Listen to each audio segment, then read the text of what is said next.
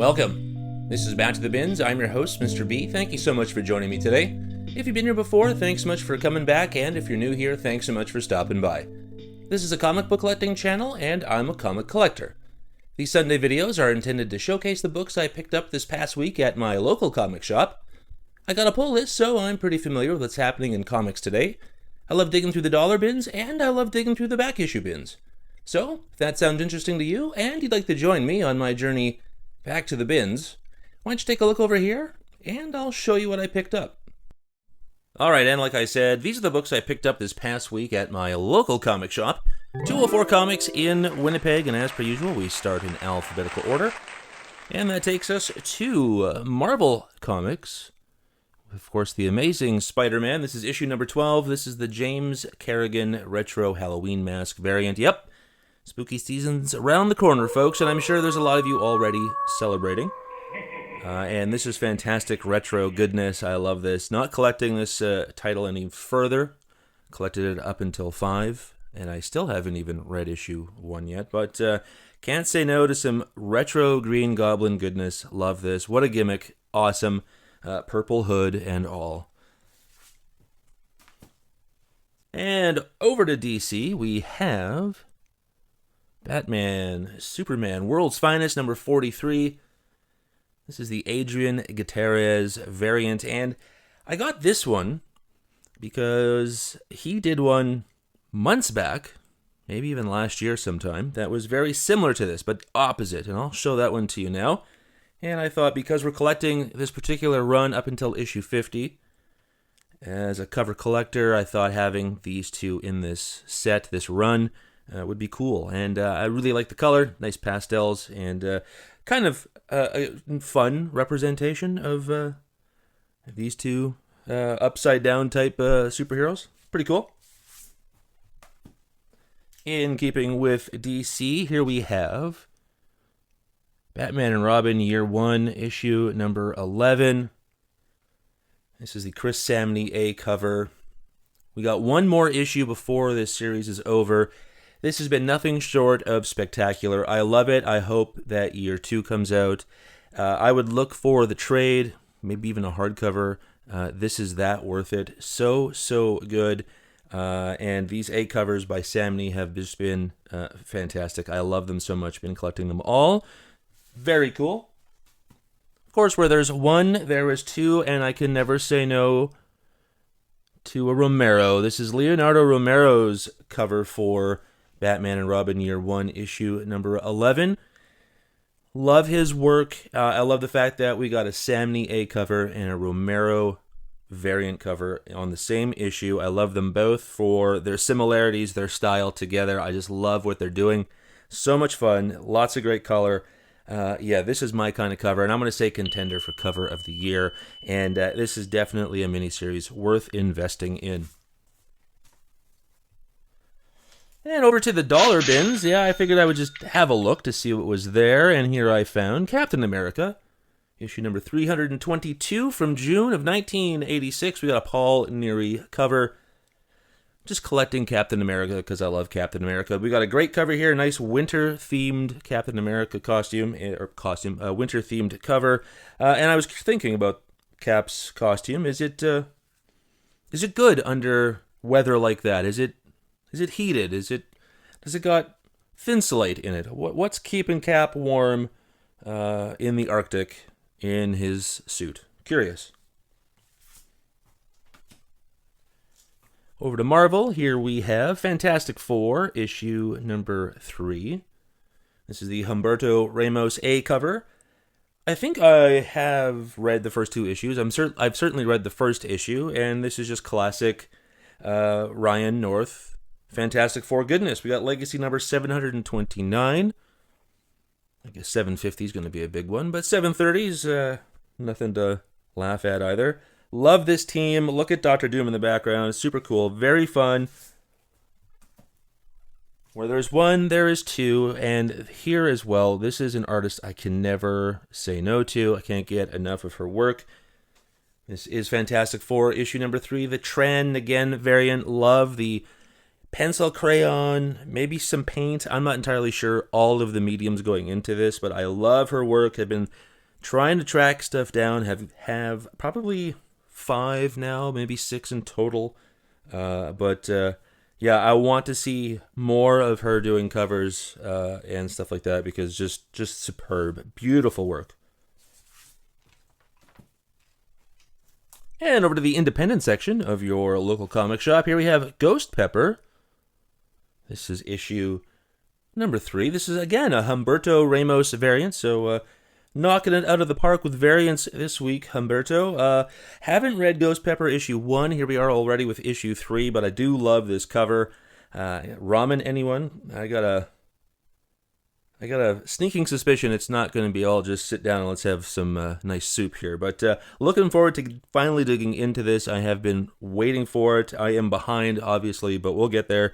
And when we do, I can tell you whether or not I like this comic. But certainly great cover art. And I am going to say contender for cover of the year. I just really like this one a lot.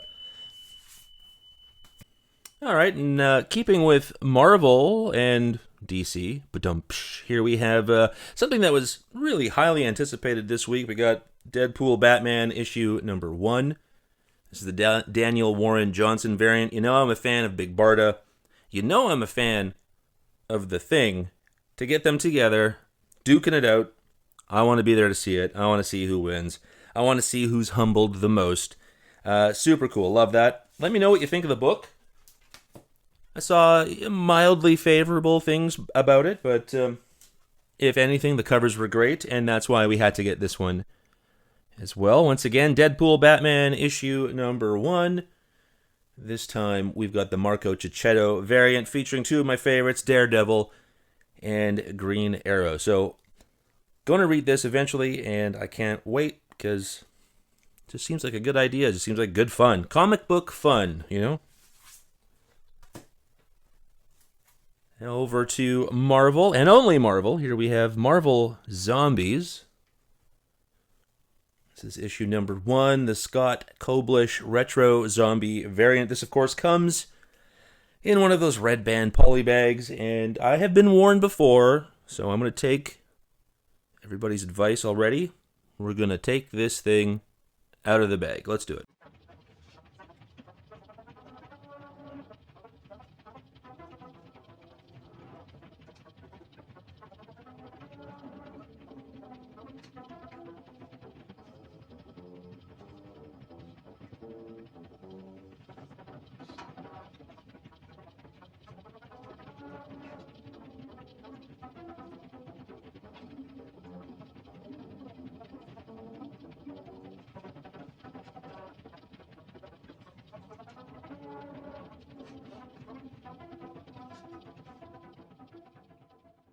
All right, so take a look at that. That is awesome stuff. That is vintage goodness. I am so here for this.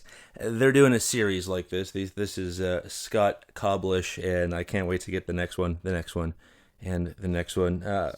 You can almost forget or not see Thor here in the bottom. I love that.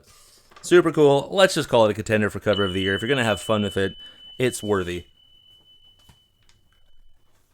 Over to DC, here we got a cover by. New Gods have been producing all kinds of great covers. I also hear it's been producing all kinds of great content, so I should probably dig around for back issues to get the rest of this series, because I hear it's very good. This is New Gods number 10. This is the Ian Bertram variant. I'm a sucker for Barda. But of course, just barely visible in the back there, you've got Miracle Man, her husband. Super cool. Love that abstract. Back over to Marvel, here we have Phoenix issue number 15. This is the Marco Checchetto variant. Once again, Checchetto on the list. This is the final issue for Phoenix. When it returns, it's going to be called Binary, and I think that might be for a limited time as well. I don't know if Phoenix will return, rise from the ashes, if you will, but I have liked this book quite a bit. I wouldn't say it's, top tier by any means, but I think it was a good fun run. I think it finally found itself, and I'm looking forward to finishing it off. Been some great covers as well, and it always feels good to at least have collected an entire run. It feels good to get the whole thing. So again, nice to complete it. Beautiful cover, contender for cover of the year here as well, and hopefully it's got a nice send-off. Over to DC. This one was missed last week. Got it, or sorry, the week before. Got it this week. Here we have Red Hood #1, the Gabriel Del Auto variant. I'm a fan of Del Auto's work. Always am. Love the realistic look, but I guess this is going to be the only issue I get, as this was canceled. And there you have it. So, cool cover. Always love Gabriel Del Auto's work, and pretty neat. Over to Marvel. Here we have some Star Wars, issue #5. This is the Alan Qua variant. I'm a sucker for Luke Skywalker. Black Jedi suit. Green lightsaber, fighting all of those battle droids. This is going to be a walk in the park for Luke Skywalker. Love that. Kind of iffy on the book. I think I'm probably done with it. There's a couple of covers that I still want that I've already pulled. If we stop, I probably will. Probably be at around issue 10. I think I've already got 6 and 7 pulled when I was still fingers crossed, had hope. But I just read, it was either, I think it was issue 4, could be issue 3. And I just was I was bored with it. I gotta say, I wish I could have seen more. But there's another Star Wars book out this week, and I hope that one's really going to pay off. So this is it right here. Star Wars, Boba Fett, black, white, and red. This is issue #1, the Alex Maleev A cover. I think that's fantastic. Of course, who doesn't love Boba Fett? He's absolutely iconic. This is a beautiful cover, contender for cover of the year. Hopefully, this is the Star Wars series that does it. Most of the ones that I've read have fallen kind of flat, but here's hoping. Back over to the independent section of your local comic shop. I was stumped there for a minute. Here we have Teenage Mutant Ninja Turtles, Casey Jones. Issue #1, the Danny Earls variant. I always thought Casey Jones and Usagi Yojimbo were super fun characters added to the Teenage Mutant Ninja Turtle universe back in the original cartoon days. I loved both of those characters, and I thought Casey Jones was great. Maybe being Canadian, him with the hockey mask, the stick, all of that maybe plays into it. But just a fun character. I'm looking forward to reading this. I hope he's a tad psychotic. I'm not sure how Casey Jones has evolved over the years since the cartoon, but we'll see. I'm looking forward to that. Back over to the independent section. Got a comic that's actually kind of impressing me more and more, but I am weirdly looking forward to the end of it. This is They Choose Violence, issue #4, the Chris Ferguson variant. They've been doing all kinds of neat movie homage, blaxploitation film homages, and that kind of stuff with this title. And this is, again, I suppose, something. Maybe this is, I don't know what this is based on per se, but it's definitely got a 70s vibe, and I love it. Very cool. Yeah, an interesting story. And I won't spoil it for anybody. So if you're interested, just take a look at this on League of Comic Geeks or wherever you get your comic book information, and it'll tell you what this is about. And back over to Marvel, one of my favorite titles, which of course is also ending soon. I think it's coming back. Fingers crossed. This is the Uncanny X-Men, issue #21, the David Marquez A cover. We always get the A cover for Uncanny X-Men. When this series finally ends in a few issues, it's going to be turned into Unbreakable X-Men, which I'm also pulling because I love this team. I want to see what happens. I think it's like 10 years in the future. This is another event that's happening in Marvel. Whether you like the events or not, that's what's happening, so everything's changing. If you're reading this book, you may know that already, or you may not. So yes, it's turning into something else. But I do love this book. A lot of fun. And because there's always cool variant covers, here we have the Uncanny X-Men, issue #21, the Gerardo Sandoval variant. I just love the colors, the lineup. Yeah, well, I mean, right? It's cool. Super fun. I like that a lot. Really, really cool. And in keeping with the Marvel bins, here we have Uncle Scrooge, Earth's Mightiest Duck. This is issue #2, the Paco Medina variant. I don't remember if I read issue 1, which doesn't say good things for the title, but it also doesn't say good things for my memory, so maybe I'm still waiting to read it. But I do love Uncle Scrooge. Like I said, I think when I showed you issue 1, here's hoping around the holidays we get sort of an Ebenezer Scrooge McDuck type character in this, at least, or at least maybe some homage covers. That would be fun and appropriate, but cool nonetheless. Looking forward to reading this series, as I like these characters. Well, that's everything, folks. Hopefully you enjoyed that, and how about we get back to the real world, shall we? Well, it's a great stack of books. Hopefully you enjoyed what you saw, and if you did, why don't you like, comment, and subscribe? It really helps to build the channel, and I'd love to develop a community of people who just really love comics. Thank you so much for joining me today. We'll see you next week, and until then, remember, comics are good.